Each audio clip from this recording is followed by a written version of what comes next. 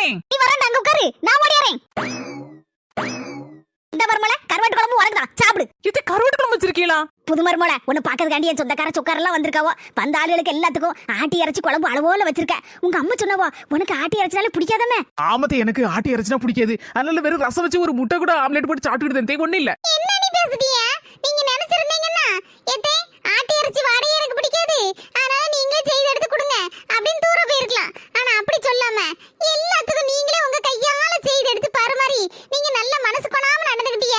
அப்போ உங்களுக்கு நாங்க வெறும் ரசத்தையும் முட்டை ஆம்லெட்டும் பண்ணி வச்சு தருவோம். ஒரு அன்புதான மருமலை பெருசு. மாமியாருக்கு மரும அடிமையும் கிடையாது, மருமலுக்கு மாமியா அடிமையும் கிடையாது. உனக்கு கருவாட்டு குழம்புனா உசுருன்னு உங்க அம்மா சொண்டா பண்ணிக்கு போடல. அதான் எங்க அம்மா கருவாட்டு குழம்பு அவிச்சி மட்டும் செய்து கொண்டு வந்திருக்கா ஸ்பெஷலா உங்களுக்கு. எடுத்து சாப்பிடுங்க நீ. இதே மாதிரி மாமியா மரும கொஞ்சம் புரிஞ்சுக்கிட்டு நடந்தாலே போதும், வீட்ல ஒரு சண்டை இருக்காது. எங்கள் வீட்டில் எல்லா